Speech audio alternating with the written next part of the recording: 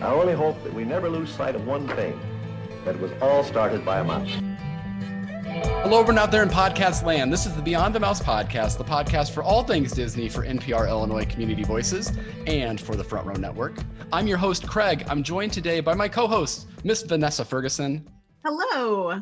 And Mr. Brett Rutherford. Hello. I am so excited for this interview today. We're not going to spend too much time up here up front because I am just so excited to tell you that we are going to speak to Evangeline Lilly today. And we are so excited. Of course, we know her as Hope van Dyne in The Wasp. We, of course, know her as Kate in Lost. But what you might not know about her is her writing passion and her book series, The Squickerwonkers. We're going to talk all about all of that with her. We're so excited to get to speak with Evangeline Lilly today. Brett, your thoughts on the interview we have coming up? I have no words other than I can't wait for the experience, and I can't wait for it to be over because I'm sure it's going to be amazing. Yeah. Vanessa? Well, for those who probably don't know, Craig read us the first book of the Squickerwonkers, and it was probably one of the best moments of my life having Craig read to me and Brett. I really enjoyed the book, and I can't wait to talk to her about this book series that she has. Absolutely. Let's just get into it, guys. Here is Evangeline Lilly. Welcome to Beyond the Mouse, an NPR Illinois Community Voices podcast. Evangeline Lilly, thank you so much for joining us today. It is such a pleasure. Thank you so much for reaching out. Absolutely. Absolutely. And of course, want to dive right into the questions. And I wanted to ask you about your acting career. But before we do that, I really wanted to actually start with your writing career, because listening to your previous interviews, you've been quoted as saying that writing is really, truly your passion. So I wanted to ask, what is it about writing that speaks to you creatively? And did you start that at a young age? How did writing come to you as a passion? I think unbeknownst to me, writing was always a passion, because when I look back, I can actually track back and realize that I've been doing it since I was extremely young. Like my first ever published poem was in my school newsletter when I think I was in the 3rd grade. And then when I was about 12, I got really into journaling. And when I was in my sort of like angsty young teens, I was into kind of dark poetry and emoting on paper and all the angst of teen life. And then as I got older, as I got into adulthood, it started to really take shape. And I used to be an extra on film sets. I would do extra work, where you're sort of sitting in the background of the scene, and that's how I paid my way through university. And I remember just sitting on sets and thinking, oh, I've got all these, like, just being in this environment, I've got all these ideas for movies or TV shows, and I wonder how you do that. So I got out a book from the library. Kids, if you've never heard of a library, and I learned formatting for script writing, and I did it on foolscap paper with like a pen and paper. I am a dinosaur. You said age before beauty. I will go first. And I just I've tried my hand at a lot of different things. And so I have a lifetime of writing banked, either in paper form or in digital form, as I eventually got with the times. And I just never did anything with it. It was just for me. And as I went through my acting career and I found myself increasingly dissatisfied or struggling with feeling like this is not, the passion of my life. This is a great job, but it's not the passion of my life. I started asking myself, well, then what could that possibly be? And the answer I found was, whatever you do when nobody's asking you to do it or paying you to do it, that's the passion of your life. And I was able to recognize that my whole life I have written in all different manners without anyone ever asking me to or paying me to. And it always has given me such joy and just filled my soul with such contentment and it energizes me. You know, it's a funny thing. Like I can come away from 12 hours of writing, and instead of being drained the way I would be after 12 hours of any other kind of work, I'm just electric. Like I feel like I have all this energy pent up and I need to get it out. I'm like, but I just worked for 12 hours. And I think that's the thing I'm following. That's great. And of course, we as an audience, we get to be the beneficiaries of that passion for writing, because you did put pen to paper, and then you did bring out a series of books. And Vanessa has our first question about the Squickerwonkers. Yes. So we absolutely adore this children's book series about the characters known as the Squickerwonkers. And so we wanted to ask you, how did this idea come to you? Because it's really an interesting name for this group of odd creatures, and they're interesting characters themselves.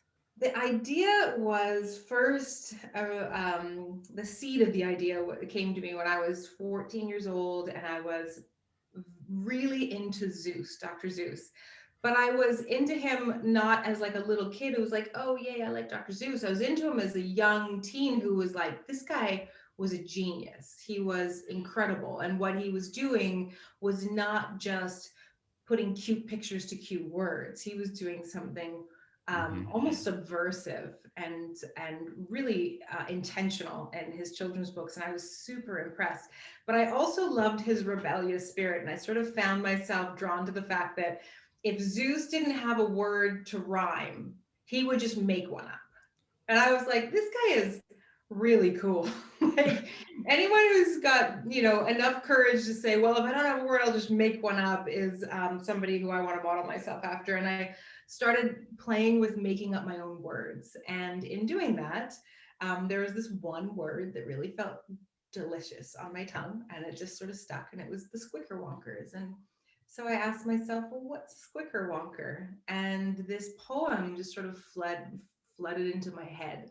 And it was a poem about a group of outcast, traveling vagabonds, essentially, who sort of do this naughty thing. They play this trick on this little girl, and it works out to their benefit, which really speaks to also my Edward Gorey passion when I was little, which Edward Gorey was a fantastic children's book writer who had a very dark slant to his writing. Everything was always a little bit macabre. And I just had this poem, and I read it to my mom, and she was like, you should try to publish that. That's really good. And I was like, you're my mom. You think everything I do is really good. I don't trust that for a minute. And I just left it alone. And then eventually when I decided I actually wanted to try to publish something, was when the Squickerwonkers morphed from a cute standalone little poem into this 20-book series that I'm now trying to publish and working diligently at with my illustrator, Rodrigo Bastos Didier in Sao Paulo, Brazil. That's all wonderful. And so funny, not even planned. I yesterday read The Lorax with my son for the first time. And so he's experiencing that. And I'm reliving that tale and, you know, that environmental message put right into the middle of this children's story that he absolutely loved. We read it. We ended up reading it like 5 or 6 times yesterday because he just loved the creativity and the words. And it totally tracks with what you were just talking about. Well, I find that for me, the two sort of realities I have to keep in mind when I'm writing this series is that there are all of these really powerful, important, larger messages that I've woven into the story that I think older kids and adults might be picking up on. But there's also just a silly, fun romp of a story that's meant to just be entertaining and fun for little ones and for the adults. And that for me is my, you know, hat tip to Zeus and my absolute reverence for him and how he was able to do both of those things. Yeah. Brett, you had a question? First of all, my friends Jen and Rich from Sherwood Park, Alberta, say hello. I met them at D23 Expo in 2017. Insert a small world joke here. But anyway, Sherwood Park is pretty close to your hometown. Yeah, really close. Really close.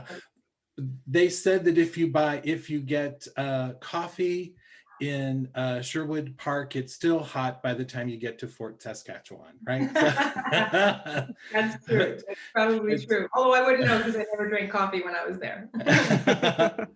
Well, you said that Rodrigo Bastos Didier is the illustrator. Well, how did your collaboration begin? How did you meet someone who was working, so far away?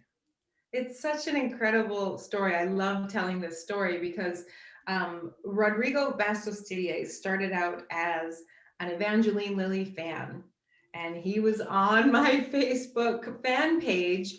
And I didn't know this. I had no, I didn't know him, and I hadn't necessarily. Some of my fans I've really kind of zeroed in on because they're there a lot and we interact a lot. But he was a quieter guy, and I had no idea who he was. But all of a sudden, out of nowhere, he posted to my page basically fan art of the Squickerwonkers. So I had already done one book, the pre-show, with Johnny Fraser Allen, who was a Weta Workshop employee in New Zealand when I was working on The Hobbit.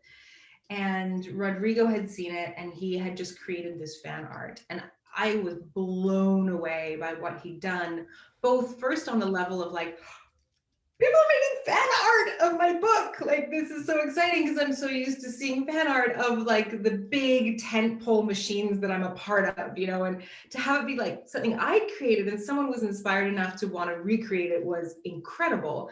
And then he happened to also do an amazing job and just be a hyper talented artist. But at the time, I really wasn't looking for another artist. And also what he'd done was very adult for the series. It was really dark and very sophisticated. And I was like, oh, if I ever turned it into a more kind of an older series, he'd be a great artist, but not a fit. And then I went down to Brazil for a Comic-Con.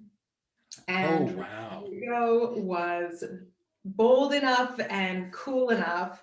I had written him back on Facebook, of course, and complimented it and told him thank you. But he managed to not only come in and find a way to meet me behind, like backstage, because he knew the people that were running it. And he came fully prepared with like a portfolio of art and showed me everything he had done.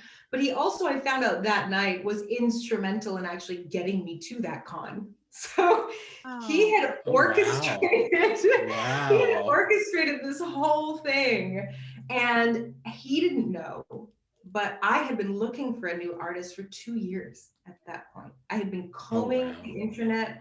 I had been looking all over the world. I had tried on a few different artists who did sample work for me, and it wasn't right. And I'm really, really dedicated about the art of the stories. I think it's such and just as important as the words. And so I had yet to find somebody who did something or presented me with something that I thought was a good fit. And just his sheer dedication and talent made me, okay, I have to give this guy a shot. And so we worked for about 6 months together, with me trying to give him visual references and talking back and forth. We spent hours and hours and hours talking, trying to give him the sense of what I wanted to create for the series going forward.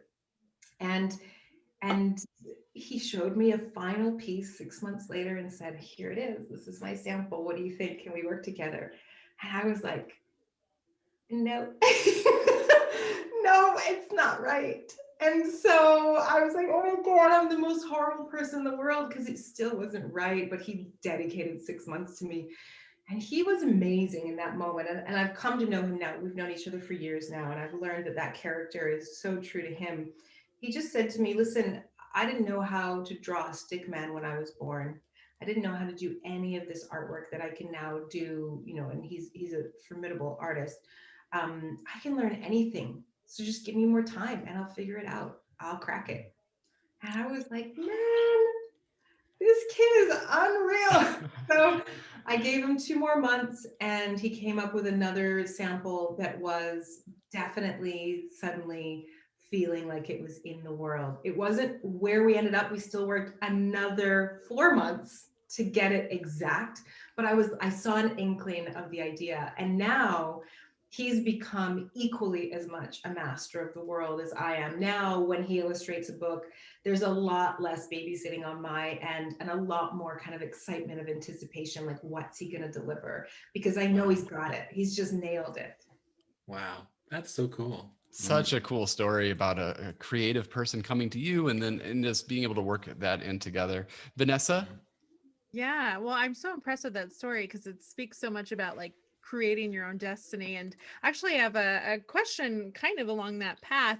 So, I thoroughly enjoyed watching your past interviews, and you're just delightful and real and authentic and so fun. But Nice. Thank you. very welcome. But there's one interview that just I was kind of stunned by. You're in an interview with Craig Ferguson, and you say you'd like to be a writer and that you've written Squickerwonkers, but you haven't published it yet. And I'm sitting there and I'm like, oh, but Evangeline, you did. Like, you did it. You did. Like, I'm talking to past you. And so I was wondering, looking back, did you know that you would get the book published, or were you unsure? Did you have hurdles to face? You know, what was that like? Man, writing was, I want to say a pipe dream for a long time before I actually tried to publish. And yet, I feel like pipe dreams are what we associate with like adulthood when you kind of know it's not going to happen because you're already past that point. When you're younger, like I was in my 20s, I think, still when I was on Ferguson and I quoted the Squickerwonkers, the old original poem I wrote when I was 14 years old, which is totally different than the book that, well, I mean, slightly different than the book that ended up being published. And I think at that age, it just feels like the world is still so wide open and anything is possible. And you're just kind of throwing lines out, and just sort of seeing like what happens. And I can firmly say that at 41, I don't feel that anymore. It's like I am in a completely different space where you start to feel like, okay, I have to be very intentional with my steps because I don't know how many more of them I've got. And not that I'm like near the end of my life, but I feel like I'm in a different space now where I have children, I have a spouse, I have already an established career or two or three, and it's sort of like, okay, like what's next? Because I see the time kind of moving faster all the time. But when I was on Ferguson and just playing and flirting with that awesome, delightful man, I think for me it was just a spontaneous moment of being authentic and just saying what's in my heart.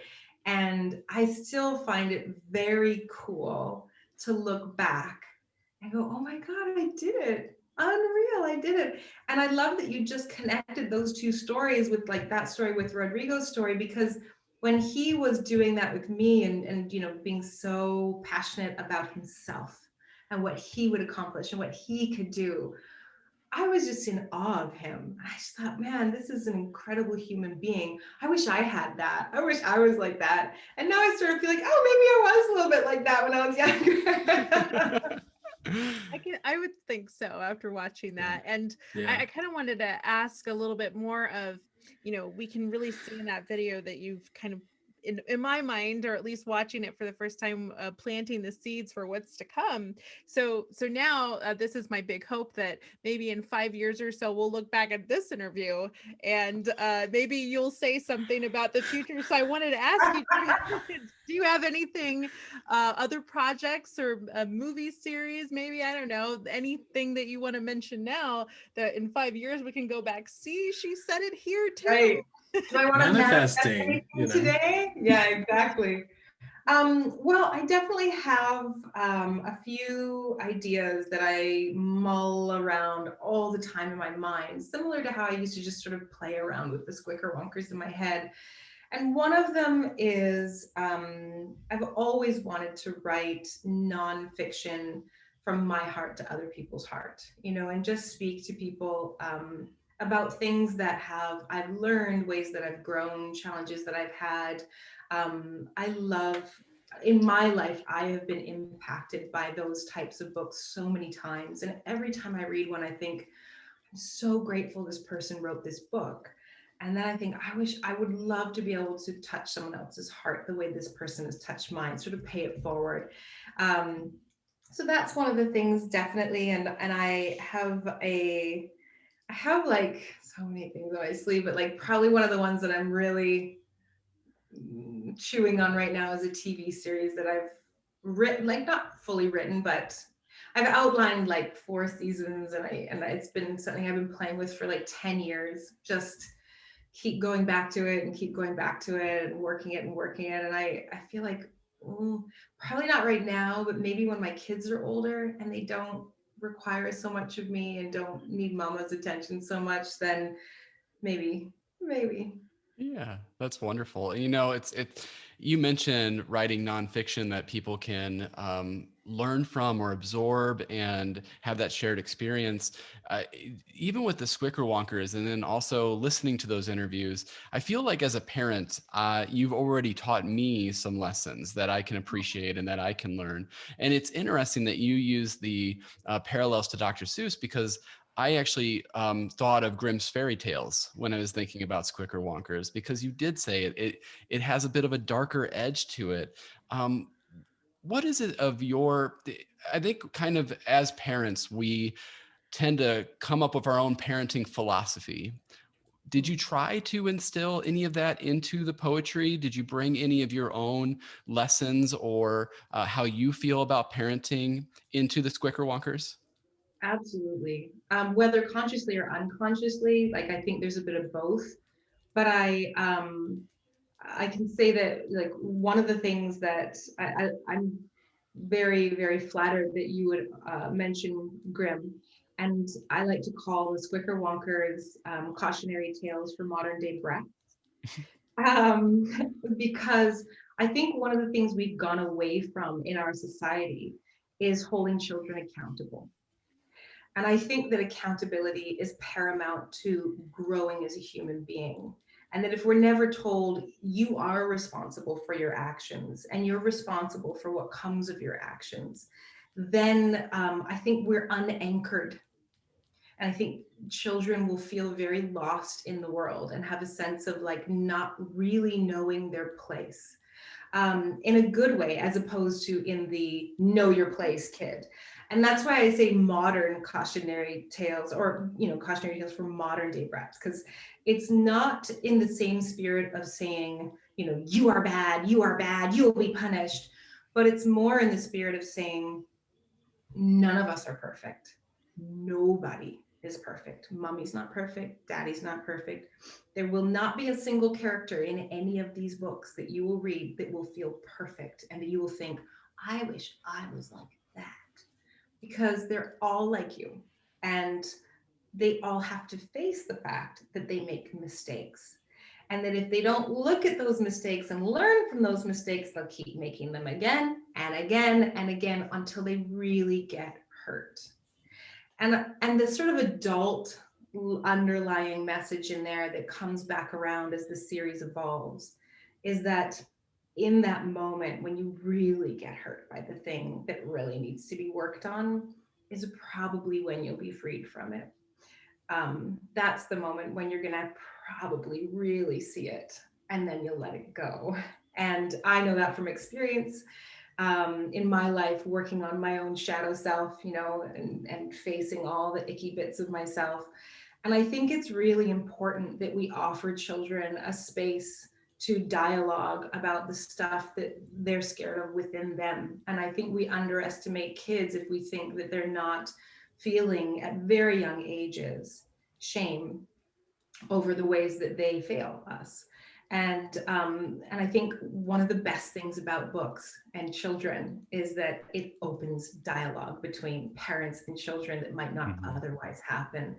And so I really, as a parent, believe very strongly in allowing my children to make mistakes, allowing them to get hurt, allowing them to go out in the big scary world and take risks so that they can come back to me and say, this happened and it hurt, or this happened and I was scared, or this happened and I felt really angry or ashamed. And then we can process that together. And like, you can just watch a child fill out, they fill into them, they stand in their skin instead of sort of somewhere outside of it, like, I'm not really sure. So that's probably the biggest message. For me, I'm like the opposite of a helicopter parent. I'm like, yeah, put your hand in the fire because you're gonna learn real quick it's hot. And so that's really woven in those books a lot. But you're giving your children, something that I learned about in my 20s. I'm like you get them that, that step, that little, advice that sometimes it takes a while to learn when we're out on our own. So yeah, good hopefully. for you. That was great. So Vanessa? Yes, well, first of all, I just love that take on it, and also with the Squickerwonkers, do you have a specific story that has been your favorite so far, or do you enjoy little bits of pieces of both? I imagine it might be like picking amongst your children, Yes and no. I mean, it's awful to say because I feel like it is, or like I shouldn't say it one of my favorite, but I don't care. I'm going to because right now. So there are 2 physical books, and then there are 4 audiobooks that have been released, and I'm releasing audiobooks ahead of physical books. It's a whole thing. It would probably take a while to explain, but it's my theory, and it's like the way I'm doing it. And one of the reasons is just I'm so eager to tell the stories, and it takes a really long time to paint them. Mm-hmm. But probably so far my favorite out of the 4 audiobooks is The Demise of Andy the Arrogant. Yes. And yeah, really, you do. Oh, it was so funny. I was just listening to it again, and it's really great. I decided, because I was going on a run, and I was like, I'm going to listen to it before the interview so I can have it in my head. And I really decided that you could sell tickets reading random tweets in the voice of Andy the Arrogant, because your Andy the Arrogant voice is just perfect. It's so hard to do male voices good. I have to get down on my boots and I sound ridiculous, but I have so much fun making all of those voices. It's a hoot. It's my favorite. Like, that's the kind of acting that I love, which is just pure entertaining. Like, it's not emoting, it's not opening my soul and being vulnerable. It's just like being here I am, and like, just having people laugh or respond in any way, shape, or form. And so I have a lot of fun doing them. But I think so I have a soft spot for Andy for a couple of reasons. One of them is it just like poured out of me. It was the easiest one to write. It just came so naturally, which was so weird because it was the only one so far that I hadn't like fully mapped out. I sort of didn't know exactly where I knew kind of what was going to happen, but like not every beat. And then it just poured out of me, and it was so easy. So that's a delight. And then when I showed them to my older boy, who has historically always been anything to do with mom is lame, and therefore would intentionally, just to get under my skin, be like, yeah, Squickerwonkers are all right. They're okay. He's just like Mr. Cool Pants attitude. And then, but I won him over with Andy. He listened to The Demise of Andy the Arrogant, and he's like, can we listen to that again? He wanted it over and over and over, and he was laughing. And afterwards he had to like put down his pride and be like, yeah, okay, mom, it's good. So I think I'm biased because of that. That was like, I got him. Yeah. Well, you sort of answered my next question, which was because you have lent your voice to these as well, at least the 3 acts after the prologue. Is it nerve-wracking to put voices to the people that the creatures that you've already created, or is it like, I know you just said you enjoy that part of acting, but is it easy in your mind to come with those voices? Is that the voice that's in your head when you're writing this, or does it take a bit to get into that character and to understand where that character needs to be, or who that character needs to be? Well, I mean, I love to do it, and I think it's a lot of fun. It's probably the funnest thing I've ever done in my career. But I have to say, there are so many times, especially with the male voices, where I listen back and I go, oh, no, that's not the voice I hear in my head, because I don't have that male register and I just can't get it right. And so if I was a Squickerwonker, I probably just stole another one of your questions, I'm sorry. But if I was a Squickerwonker, I would be Patty the Perfectionist. And that sounds sort of like a humble brag, but in the best and total, like it's a curse. Like I am a perfectionist to the point where it's unhealthy, where it's like damaging, where it's bad, you know, it's like really, really over the top. And so that's an exercise for me in letting go and just remembering that I have an idea in my head of exactly how it should sound. And if I fall short of that exact idea, that doesn't mean that I've failed and that the book should never be released, that it's okay. It's probably still really fun. And like, just sort of, oh, this is such a hard thing for me to say. It's like, but like lowering my standards a little bit. Oh, just, ugh. But I have to learn to do that as when I'm my own director and my own producer. Because I am really my own worst critic. So that's a challenge. The hardest voice, and we have yet to get to the demise of Greer the Greedy, but is Greer the Greedy, because Greer the Greedy doesn't speak, she scats. And I am not a jazz musician. I'm not even any musician. Like I'm not a highly musical person.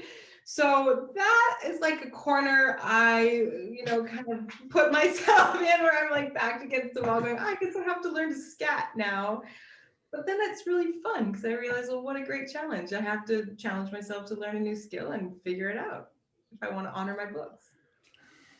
Yeah, it's Yeah. gonna be like Ella Fitzgerald meets Evangeline, I think. It'll be really I studied her. She is the woman. I've gone for a Squickerwonkers recording and stood outside on the sound technician's patio with Ella Fitzgerald in my head for like 20 minutes, just going, okay, but like practicing and practicing and practicing just for like a 3-second soundbite that's in the background of somebody else's story, because I just, I want to do right by Greer. Greer is my favorite character, so I want her to be amazing. Very cool. And we're definitely going to be looking forward to that. I wanted to ask, so for our listeners who may not know, you did mention this, could you tell us a little bit more about how many books are in this series, and maybe what's in store? Maybe all those Squickerwonkers are going to meet up like a big end game meetup or something, or anything that you can tell us about the rest of the series? Yeah, I would be happy to. So the series originally was going to be 18 books, but as I really dialed in on the outline, because I refuse to not have my end established before I begin. The perfectionist, right? Yes. And I also worked on a TV show that did not have its end established when it began. So I learned no idea what you're talking about. No, nobody does. So the series will ultimately be 20 books, and it'll be 2 series of 10 books. So the first series is called the Demise series. And so far we've had the demise of Selma the Spoiled, the demise of Lorna the Lazy, the demise of Andy the Arrogant. And I just wrote a 4th one, but it's a surprise who it is, so I won't tell you yet. And so basically we're sort of doing like a dwindling party kind of Edward Gorey, or like a, Charlie and the Chocolate Factory. We're kind of knocking off our characters one by one. And then in true Squicker fashion, we flip things on their head and we go to the Origins series, where we learn about how each of these characters became Squickerwonker puppets, because the Squickerwonkers are marionette puppets.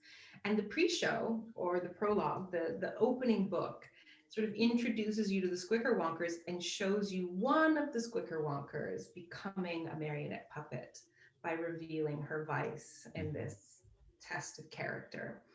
And so we get to go through, and now that we're down to only one Squickerwonker, sort of do this strange kind of what's the wrinkle in time kind of turn around, and we go back and we kind of start this journey again, where the Squickerwonkers, we get to see their origin story. And laced in those 2 series are all these Easter eggs to give you an idea of what the overall larger story is that we're telling, which is essentially the story of Papa the Proud.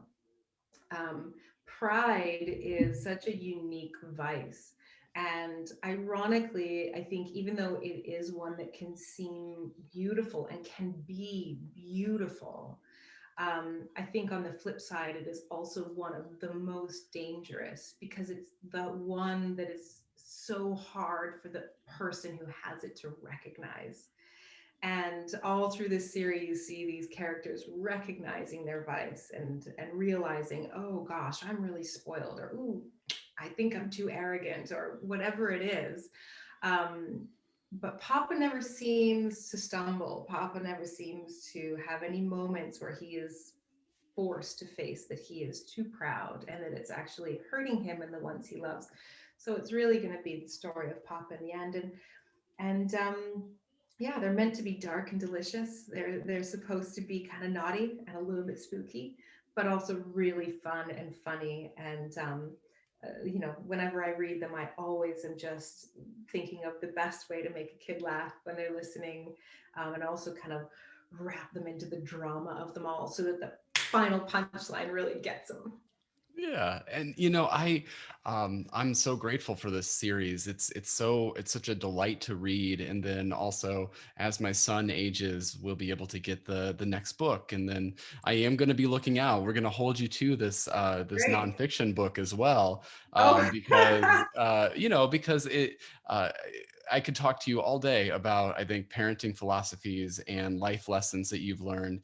But we want to be really respectful of your time, and we wanted to ask some about your acting side of things as well. And we may have made allusion to this a little bit already, but you were in what became such a huge phenomenon in television, and this was earlier in your career, being the star of Lost. And how is that? What is that experience like as an actor, going into a network television show that's already a pretty big deal, but then it became something else? It was such a huge show. What is that like? And then you did that a good precursor for your acting career later, in joining up in Marvel and having another huge successful property go forward. well, either a precursor or just an early education, or a predeterminer, which is sort of an interesting thought. Yeah, the Lost was the first film or television acting job I ever got. I'd done extra work and I'd done a couple commercials to pay my way through university, but I wasn't actually aiming to be an actor. I was in university studying political science and international relations, and I was thinking I was going to become a diplomat or an ambassador or a humanitarian or a missionary. And so, it was like I didn't even know how to stand on a mark, let alone how to stand on a red carpet and sort of play the persona of a celebrity. I had never really read magazines. I didn't watch Entertainment Tonight. It's amazing that's still going. And I was not prepared. I was not versed.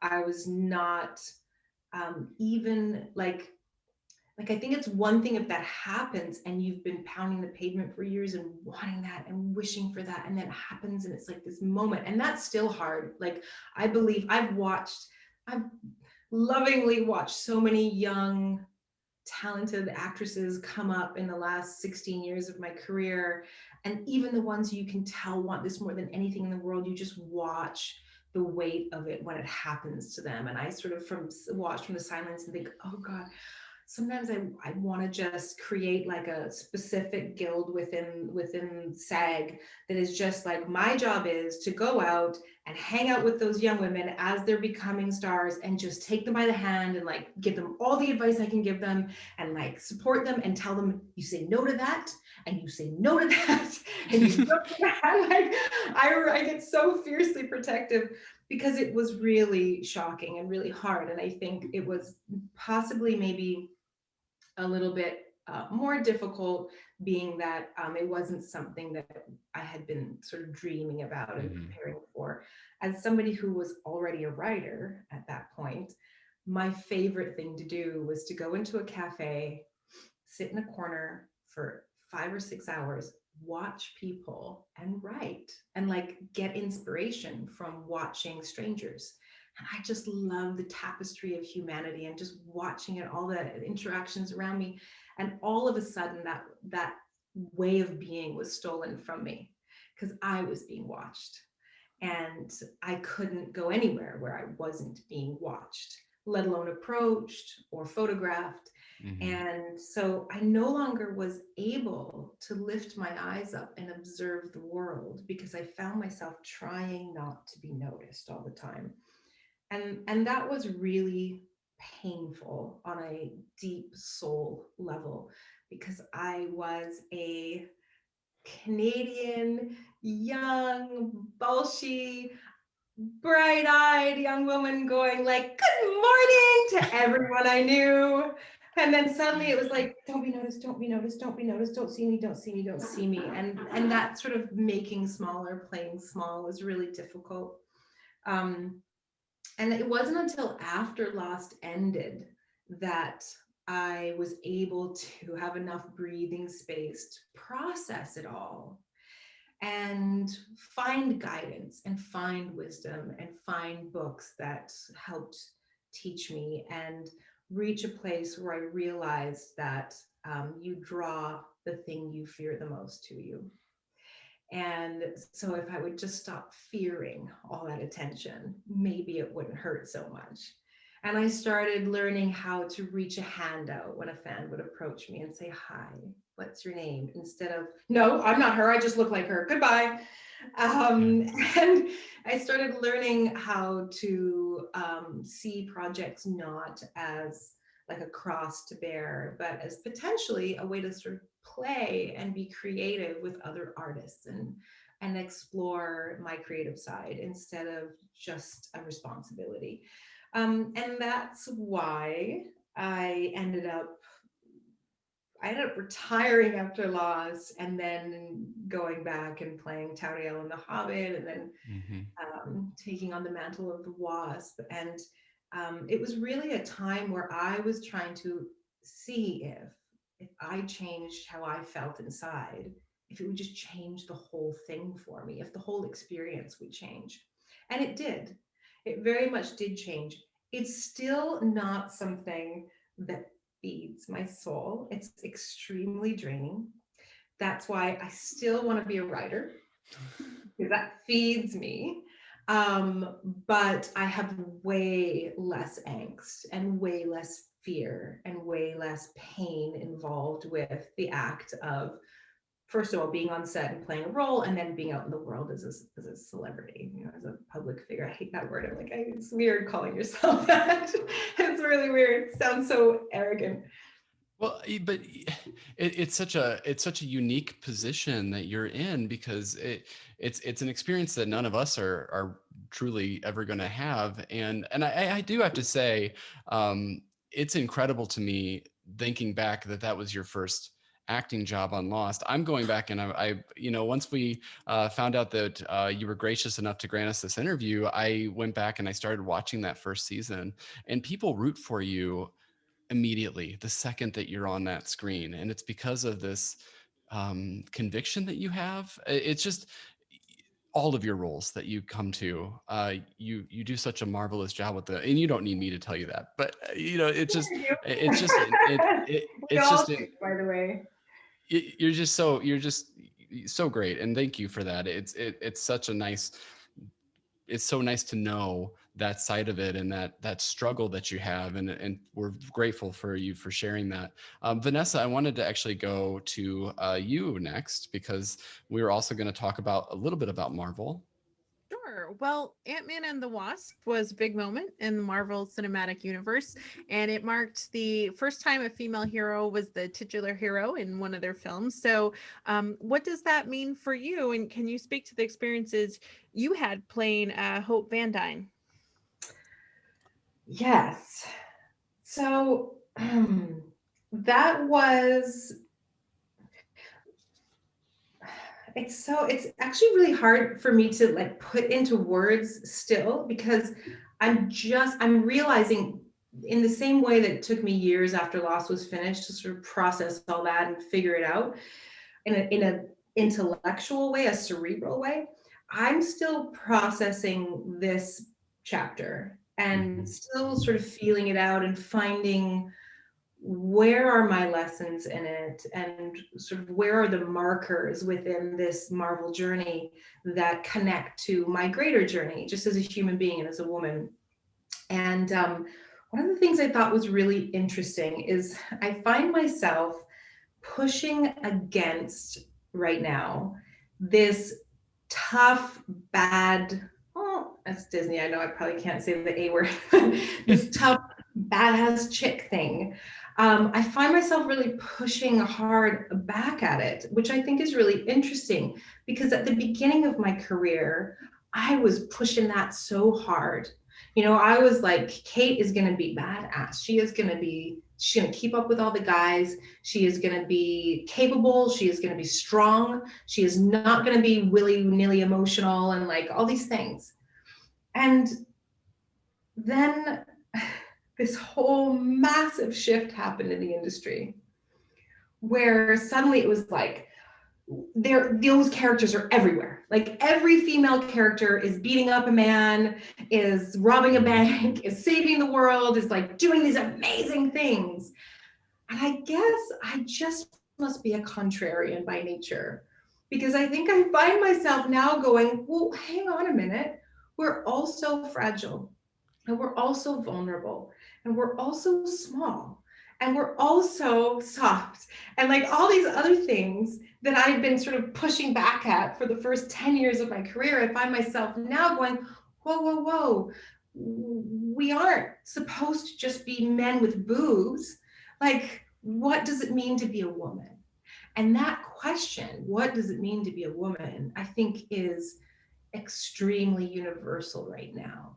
And what I think is beautiful and important and crucial is that we're exploring that through our stories.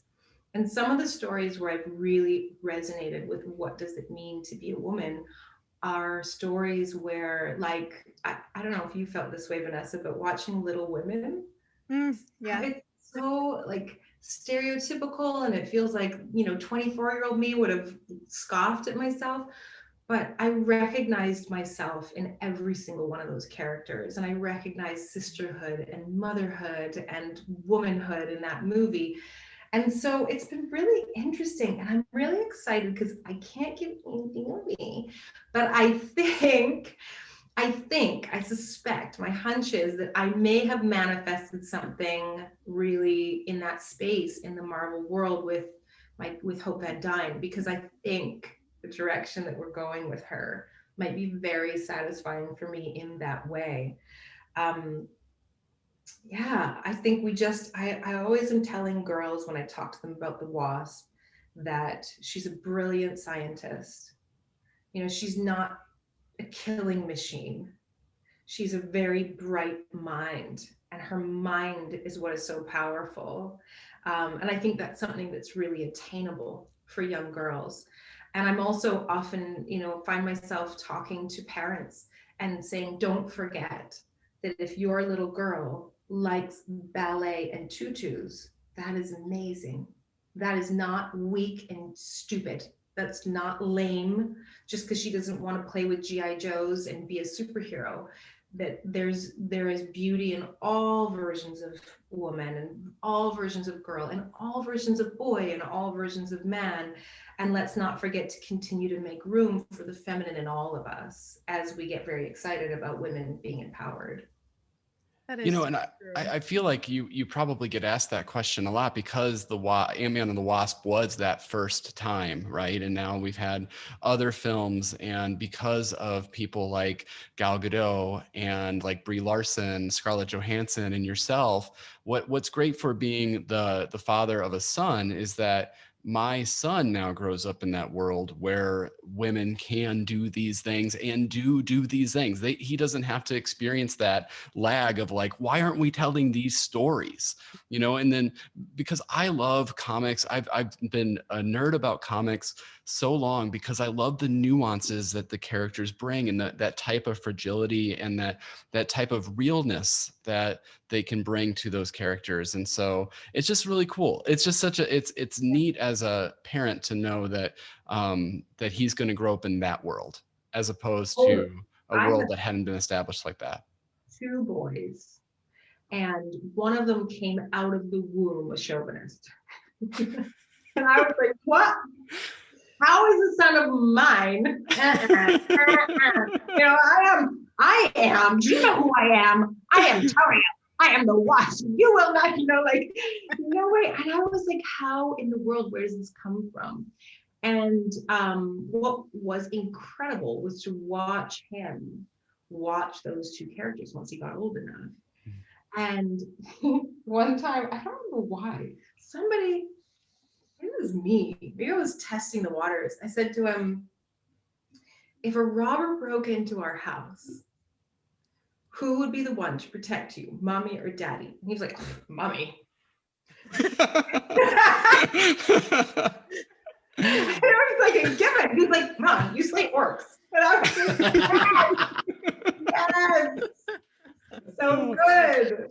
Yeah. And what's great is he doesn't differentiate. Like if you ask him who is your favorite superhero, his top superheroes, favorite superheroes, I think are Black Panther, Iron Man, and the Wasp.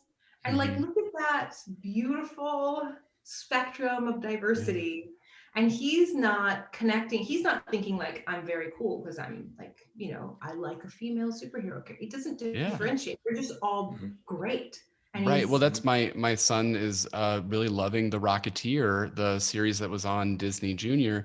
And she's the granddaughter of the Rocketeer that I came to love in the 90s. So I was definitely encouraging this because I was like, oh my gosh, that's one of my, I mean, these guys know I love The Rocketeer. And so the fact that he loves her, it just doesn't matter. And that's what's very cool about that. But Brett, you had our next question. Well, do you ever, you know, kind of wake up some days and go, I was in the highest grossing film of all times. It's Tuesday, you know, I'm like going, not to give you angst or anything like that, but Avengers Endgame is the highest grossing film of all time. And that's great for Marvel and Disney accountants and their bottom line. But how does that affect you as an artist, actor, and storyteller? Does it give you opportunity to do more because of that? Or how does that affect you? Well, luckily for me, or maybe unluckily, I'm not sure, but you know, I was in it for about 3 seconds. So I take a lot less of the attention and heat and pressure that probably comes with being someone like Iron Man or Captain America or Black Widow, or Scarlet Witch. But it opens doors. I think it's really interesting that when I'm coming out in a film called Crisis that's about the opioid crisis that we're currently in and have been in for years now. And when I'm credited in articles, you know, I'm in it with Gary Oldman, and I say Gary Oldman, and oh, now I'm blanking on the film that he won the Academy Award for. Darkest Hour. Thank you, Darkest Hour. And then Armie Hammer, Call Me by Your Name, Evangeline Lilly, Avengers Endgame. And I'm like, really? Is that my film? Oh, okay. But you know, when it's the highest grossing film of all time and you're in it, people are like, check it out. You know, this person was in that movie and now here she's in this movie. And so in a lot of professional ways, it's been beautiful and wonderful for me because it means that I can find a script and a director that I think are amazing. And I can say, you know, well, I'd like to be in this film. And there's a way better chance that it'll get greenlit, that it'll get the money it needs. And that's the kind of ugly business of what we do. On the flip side, there's the whole like social media and attention aspect of it, which has been really interesting. I was very late to the social media game because I'm Lilla Ferd deep down inside. I'm like an 80-year-old woman inside who is super resistant to technology and change. And by the time I got on social media, I was in this really quiet respite of my career where I had kind of retired and had a baby, and I wasn't really pursuing anything at the time or like in anything big at the time. except the Hobbit. I don't know. I don't know. That. But it wasn't like lost, right? It wasn't what the crazy that was lost. And I had this beautiful little following of 150,000 people on Facebook. And it was like, I swear I knew almost every name of every person that followed me on Facebook. And every interaction I had was beautiful discourse, like two human beings seeing each other and wanting to really connect on a real level. And so we could talk about something and get excited about it, or we could talk about something and disagree and like really respectfully discuss it and have this amazing discourse and have this real community feeling. And then through the Marvel Universe was the first, when Ant-Man and the Wasp, when I was touring, was when I first hit 1 million followers. And now I'm at 2.2 million followers.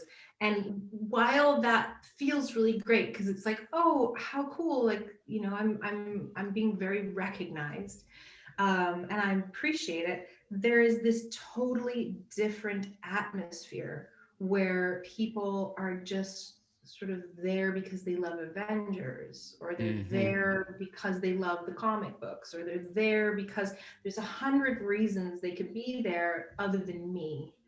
And so what happens is just a much less caring, nurturing environment. There's a lot more kind of toxicity, more trolls, more negativity. And I am always like, my game I like to play on social media is if somebody trolls me, my challenge to myself is how many interactions will it take me to turn them around? And in my experience, it never takes more than 2. And I think that the key for there is always that I always begin by saying, I really appreciate that you just told me that. I really appreciate that you're sharing your opinion here. And this is a space where everybody's opinion is okay.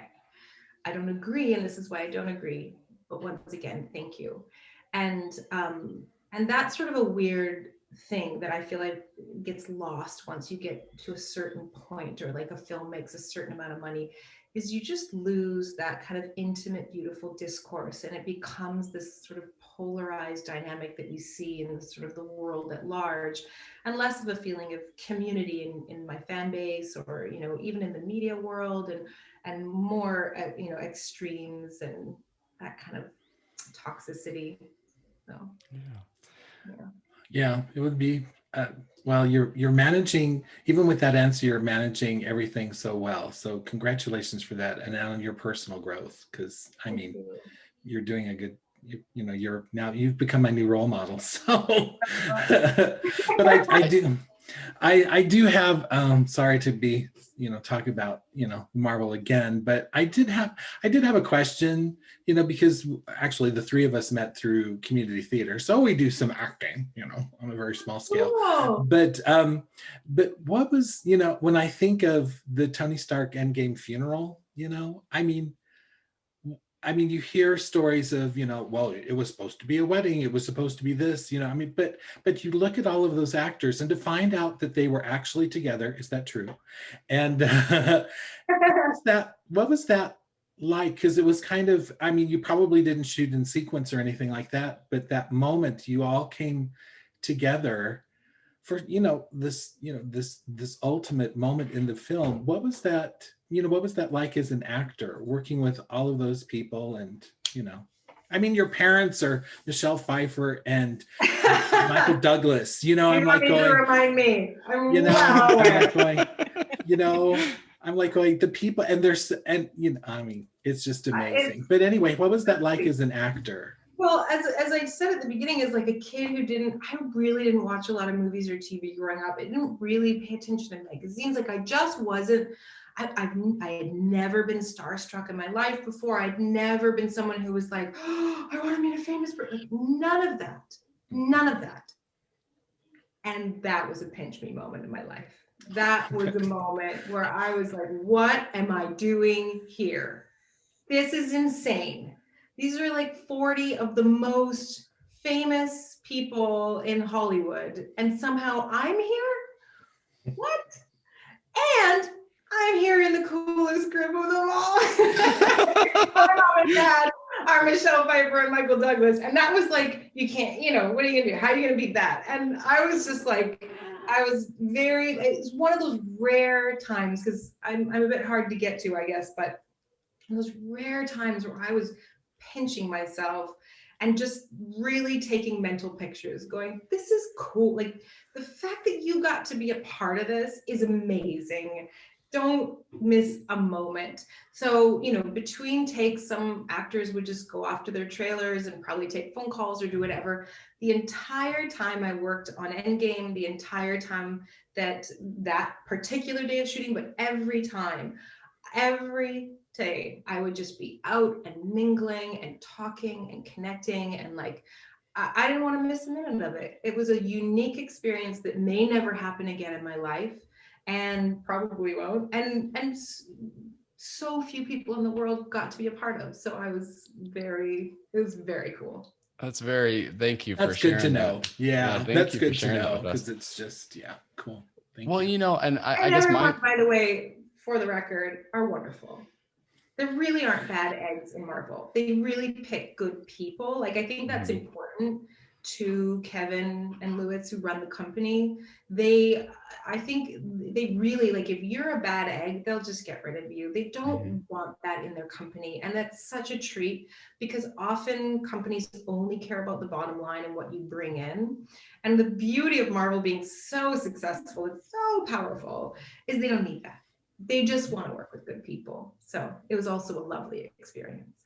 Yeah, that's wonderful to know. And so this is one of my last questions, or my final question, is really talking about that. Well, this hour has gone by so quickly, and we're so, again, thankful for your time. Thank you. But, when interacting at Comic-Cons with fans, whether that be at D23 or other Comic-Cons that you've attended, you really are like geek royalty at this point. You have an amazing TV show that everyone knows you from. You are in a J.R.R. Tolkien property. You are in a Marvel Cinematic Universe. What is it like interacting with those fans in that setting? Is it off-putting, like the kind of the cattle call type of situation, or do you get some really good interactions with fans while you're in that setting as well, or in panels? I always expect it to be like really off-putting mania. Because I go, oh, this is scary because I've done too many of these things. People are going to be crazy, and I'm always, and I've done a lot of them now because I tour with the Squickerwonkers and we go to cons.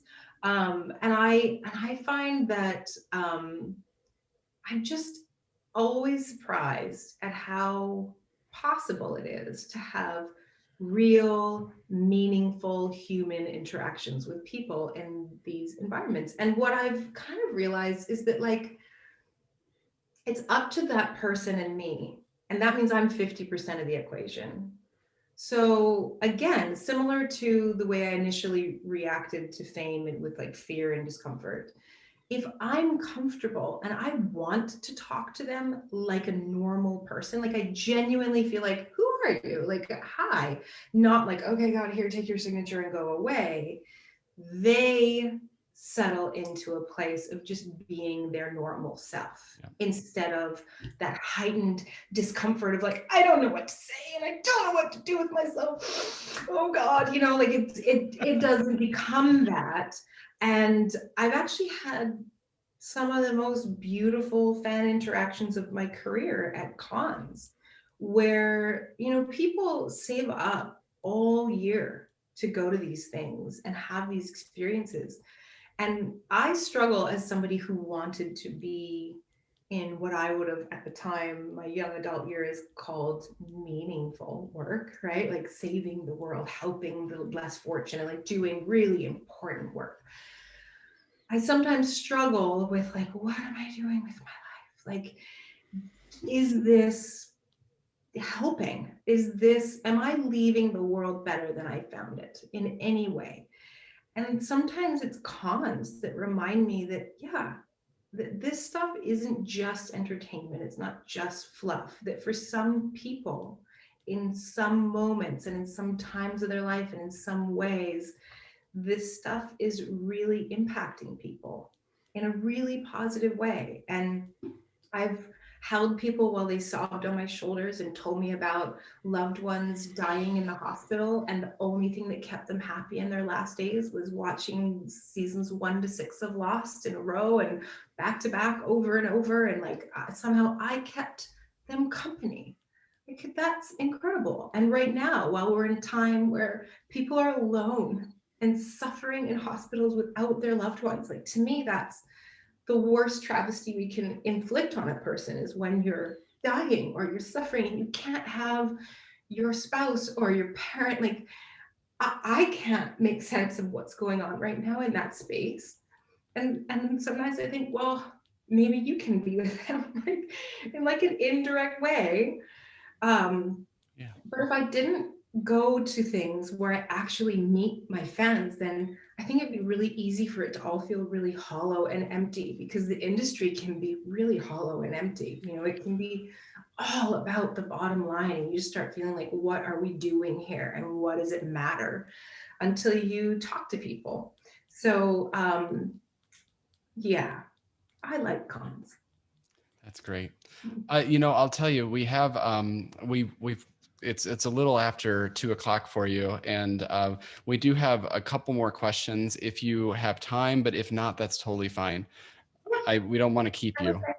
I'm okay. I always like apologize in advance in interviews. I always tell people I'm very verbose, so you won't. Well, no, this is absolutely the most incredible interview we've ever been able to have. I mean, just it really, like, you are so open and so wonderful and amazing.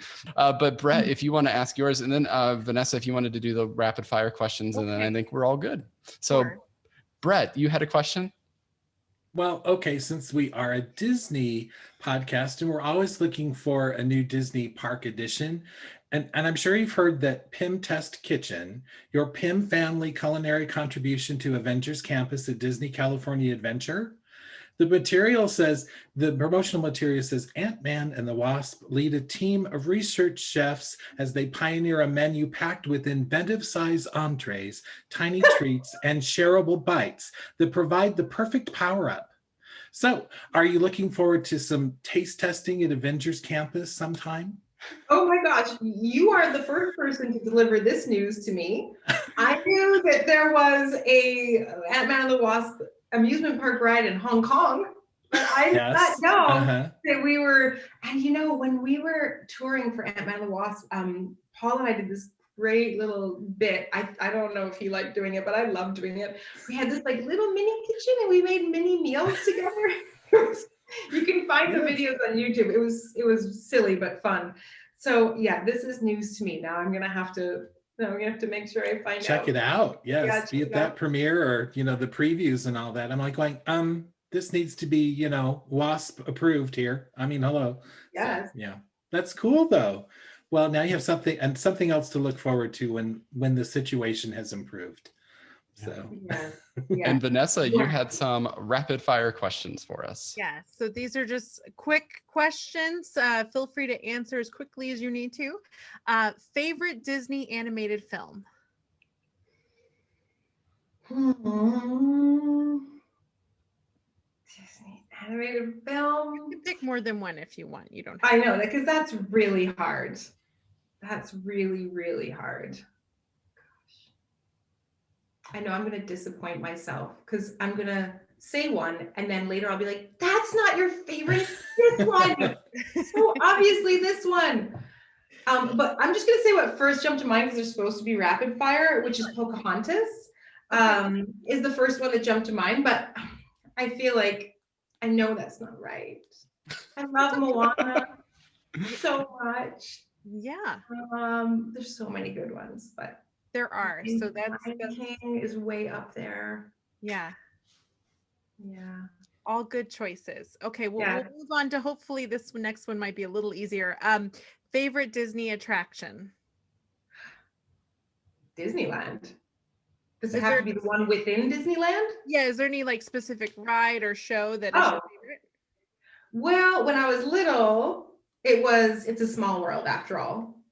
And now it would be a toss-up between the elevator one. Yeah, Guardians of the Galaxy, That's Mission a sore Breakout. subject for me.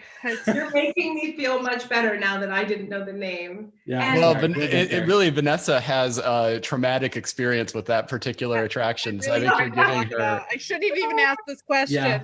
Fetal position. We have pictures, you know. So, mhm. Oh, I had a She made it. traumatic experience on the log ride, the one that Splash Mountain. Splash yeah, Mountain. Splash Mountain when I was 12. It was the most traumatizing thing that happened to me. Mm. Yes, it can be, because when you're little, they tell you to put your hands up, and that is just terrifying. When But they're little, they tell you it's a ride for little kids, and then they plummet to your death at the end. I was 12 and I was terrified. But I was like really anti like ride, amusement park ride, roller coaster, all of that. I wasn't into any of it until I was on tour with Lost, and I think we were at Disney World, and they were like, you should go on this roller coaster. It was the biggest one in the park, and I was like, I don't do roller coasters. But then I was with Matthew Fox and Dominic Monaghan, and they were both razzing me, and I was at that ball sheet tough, like no guys do anything better than me stage of my life. And so I was like, all right, I did it, and it was the best. So from then on, I've now loved roller coasters. Oh, awesome! That's great. I told you I'm verbose. These like rapid fire ones, good luck with me. That's okay. okay. Talking. We just have a couple more. Do you have a favorite Disney snack? Does Disney make snacks? Well, I mean, they have like certain meals, like they have Dole Whip or turkey legs, and sometimes among fans, it can be contentious. So, Wow. Well, I'm gonna disappoint the heck out of you and say I eat from like local farmers and stuff. I have like really totally super okay. not processed food in my house. Sorry. that's That is totally okay. Do you have a favorite Disney character that you love? Well, see, now this is where I got was struggling with the favorite Disney movie, because when I'm asked what's your favorite Disney princess, I always say Pocahontas. But that's different than your overall favorite Disney movie.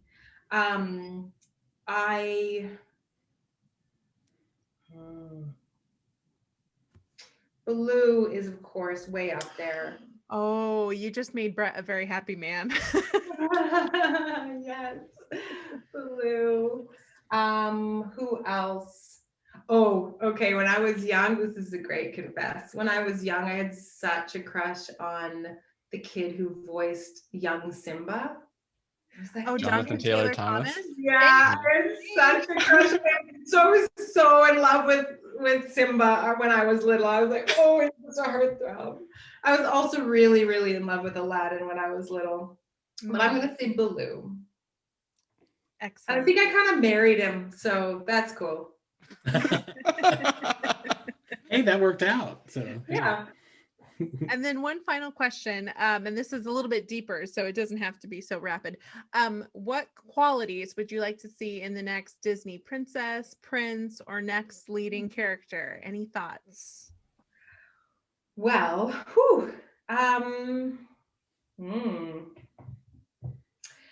one of my favorite things about Moana was that, aside from all of the amazing things about her, was that her body looked like the body of young women I see around me in Hawaii. And I felt like they were being honored. I felt like their body was being accepted. I still really struggle with the way female bodies are shaped in these very impressionable movies. So more of that would be amazing. More moving towards Disney feminine heroes, female heroes who look like the women in our lives instead of, unattainable goals. I could not agree more. So thank you. That is the end of our rapid fire. Hopefully it wasn't too challenging, but we really enjoyed your answers. I'm just gonna give myself a great big fail on the rapid part of, but I think I was on fire. I was going to say I was You on were fire. on fire. You were on Yes. fire. And thank you so much. We've come to the end of our time together, and I feel like I have learned so much during this last hour, and we're so grateful to you. And of course, we're all going to be looking forward to what you have next coming to the screen. You know, we got a title for your next film, Ant-Man and the Wasp: Quantumania, but we are also looking forward to what the Squickerwonkers are going to be up to, and following your career and your passion with you and that writing that you do. So thank you so much. Well, if you want to follow the Squickerwonkers on Instagram, it's at the Squickerwonkers. And if you want to get email notices when I come out with a new publication, because they're pretty far between, it takes a long time to make one of these books, you can sign up to the Squicker Club at thesquickerwonkers.com. And I sell all of the books off of the squickerwonkers.com, and that's where you can find signed books if anyone's looking for signed books. That's fantastic. Great. And I'll be heading Yes. there right after this. So thank you again for your My time. shameless plug. Sorry, I had to get it Oh, in. that's okay. No, that's okay. Absolutely. Thank you so much. Thank you guys so much. It was such a pleasure. Your questions were so thoughtful, and you guys were just an absolute delight to speak with today. We really Thank you. appreciate it so much. Wow. What I appreciated about that experience that we just had was how real that conversation was, and how she was so open to talking about the ideas of celebrity, but also parenting and life. There's so many lessons that I can take from this conversation with her, and just incredible. So gracious with her time, so gracious with her experiences and how she conveyed those experiences to us. Just remarkable. Vanessa, I'm going to go to you first. Your thoughts on the conversation we just had. Wow.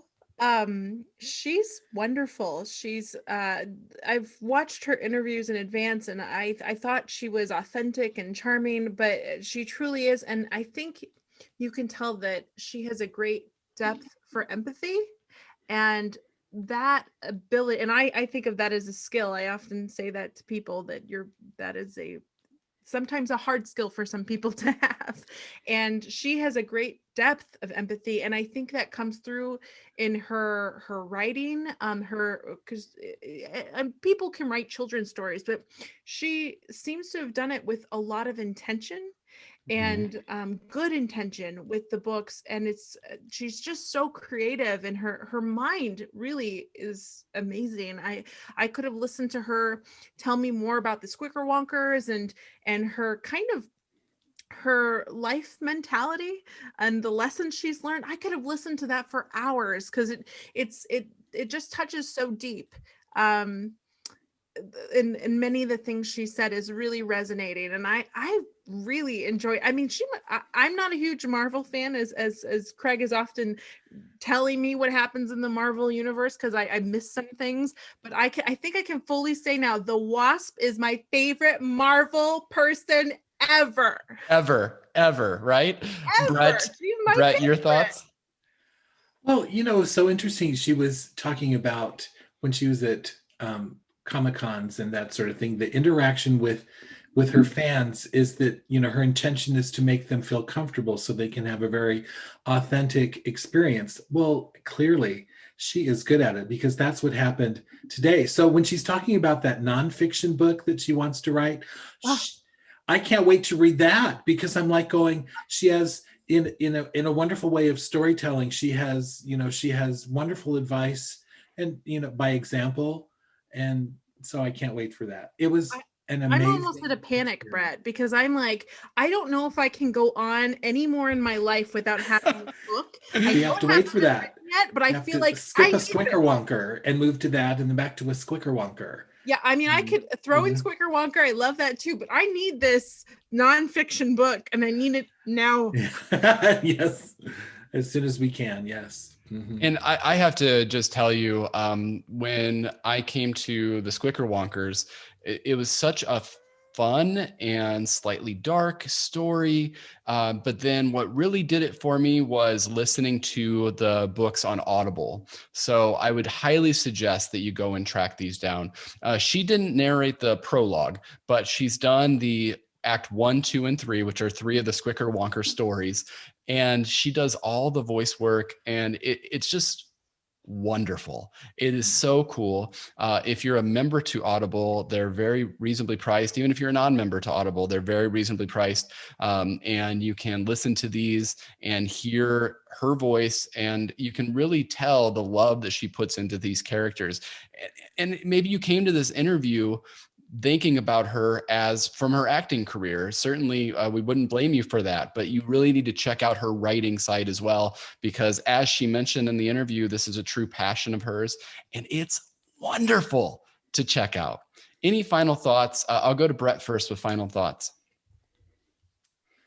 I was a fan before, and now I'm even a bigger fan because of her intention in her work and in her life is just amazing and exemplary. So many lessons to learn. So can't wait for what's next. Yeah. Vanessa? I think one of the big takeaways from this episode is that here is Evangeline Lilly at a very young age wanting to go out and make the world a better place. And that path didn't go the way she expected, but she is making the world a better place by what she does creatively and how she connects with people. And I think that just goes to show that no matter where you are in life, no matter what path you're on, whatever your story is, you can make that difference in your own way. And that's something really aspiring to work to and to keep in mind as we navigate all these difficulties and the difficult time we're in, is that we can all make the world a little bit better. I know this sounds cliche, but it really is true. It really is true that in your own way and whatever you are doing, you do make a difference. And I think that that's such a perfect note to end on. I mean, I can't add to that. I can't add to what Evangeline said, but I can tell you that if you'd like to continue listening to us, you can subscribe to Beyond the Mouse wherever you find podcasts. And of course, you can find us on nprillinois.org as well. We are part of the Front Row Network, and we also are very active on social media. So come check us out on Beyond the Mouse Podcast on Facebook, also Beyond the Mouse Pod on Instagram. We are on Twitter now, Beyond Mouse. So check us out there as well, and just get all the new updates, because we did do this announcement that we were having Evangeline Lilly on first on our social media page. So you want to make sure you follow along there and check us out. And thank you so much for your support. And thank you so much for listening to these episodes and these amazing interviews that we've had the opportunity to have. It's just been so incredible. Next week, we can say that we are celebrating Vanessa's sort of birthday, and it's going to be a lot of fun watching while you were sleeping. So maybe in the intermediate time between now and next week, check out the film While You Were Sleeping on Disney Plus. Yeah, because if you don't, I'm just gonna, the episode's basically me doing every single line from the movie. So it's basically gonna be that if you don't. No spoilers at all, but she's so good, and we're celebrating her birthday. Heavy spoilers. Yes, so good. Well, thank you again so much to Evangeline, especially if you're listening back. We are so appreciative of this. Thank you for your work, not only as an actress, but also as a writer, and your passion. It's truly remarkable what you've done and what you continue to do in your career. So thank you. For Beyond the Mouse, I am Craig. I'm Vanessa. And I'm Brett. And we will see you real soon in the front row.